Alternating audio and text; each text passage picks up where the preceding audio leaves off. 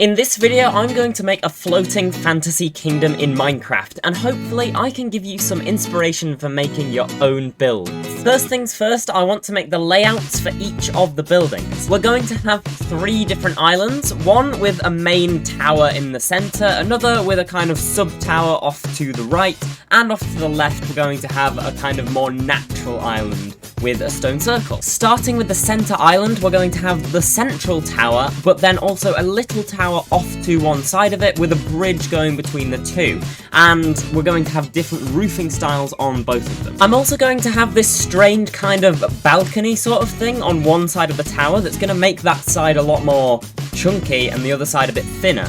The tower itself is also going to have a strange shape. It's going to cave in on itself, then come out near the middle, then go back in again towards the top. And this kind of concave shape is going to be repeated across each of the buildings in this build. Next, I'm building the wireframe for the smaller tower, which is going to be extremely thin, but go out at the top and kind of have a lighthouse-like top. Now that all of the wireframes for the main buildings are done, I'm going to place them on this platform and kind of build around them where I need the level of the islands to be. And I also lay out a separate island, which is where the stone circle is going to go, and this island's going to be on 2 levels. Next, I'm going to move them up and down because the central island especially is going to be a little bit higher than the other 2, and then the other 2 are going to be at their own levels. Now, I'm going to sketch out where the islands kind of droop down into the void, and then I'm going to use this sphere brush along with you can kind of see very vaguely, there's a layer of glass which I'm painting on to fill in the gaps between the sketchy lines. So you can see I use an awful lot of tiny little spheres to kind of get the basic shapes of these islands,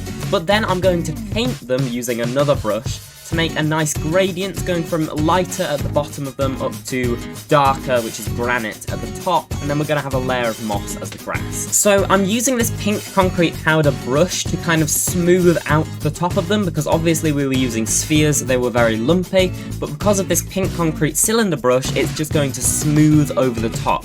It also makes it quite easy because I can just set the pink concrete to moss when I'm done. I'm going to go round the islands by hand because obviously you can see right now it doesn't look that great because of all of the spheres, so I am going to have to go by hand and essentially just smooth off all of the faces to make these really nice, smooth, organic shapes. And it is completely insane how long this took just to smooth out all of these islands, because you could use the smooth brush, which is a world edit brush, but that doesn't quite make the shapes that I want this build to have.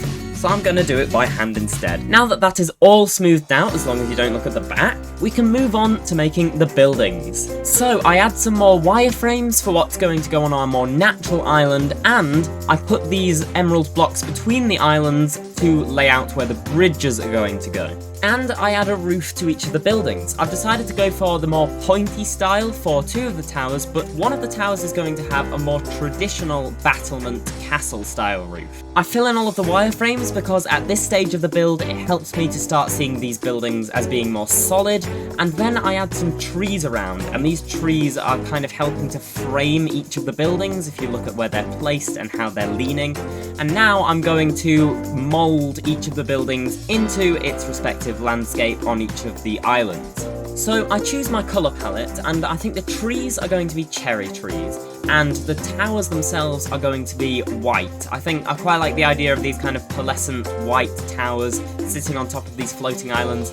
And then the roofs, I think I'm going to go for copper, and maybe kind of a green gradient as we go up the roof, which I think will make it look quite pristine and regal. Making the leaves on the trees is quite easy with World Edit. I kind of just use the sphere brush, especially because they're cherry trees, they kind of have that more rounded look to them. So I just use a sphere brush and then do some adjustments, make the trunks a little bit thicker so it doesn't look too heavy for the tree. And I've also changed the time of day to a kind of sunrise, sunset, with the buildings being nicely lit in this kind of golden light, because I think that's going to really add to this build. And I've also added this gradient for the cherry trees, which is kind of lighter at the bottom and darker at the top. It's time to start adding in some magical creatures around this build, so on the right hand tower I'm going to build this dragon, and it's going to be wrapping its way all around the tower. Now, I build it one kind of funny stubby wing, and that's just because if it had two wings, one of them would be going into the tower, or I could make it go out in the other direction,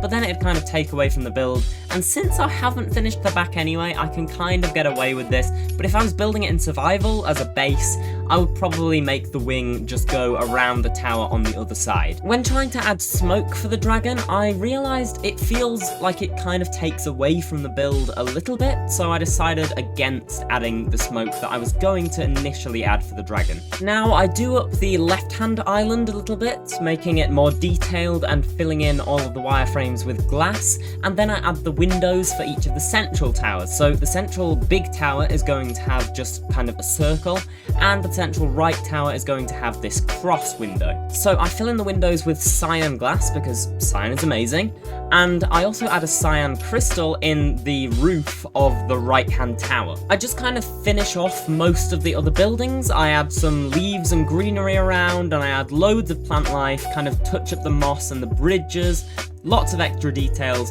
before moving on to the final part of this build, which is the butterfly over the left-hand island. Now, for the butterfly, first off, I get its body shape right and give it a massive head with some antennae where it can have big eyes and be really cute, but then for the wings, I'm going to lay them out on a flat ground, just because it gives me a much better opportunity to kind of have a proper look at what it's going to look like, before I then raise them up block by block to make it look like it's actually in flight.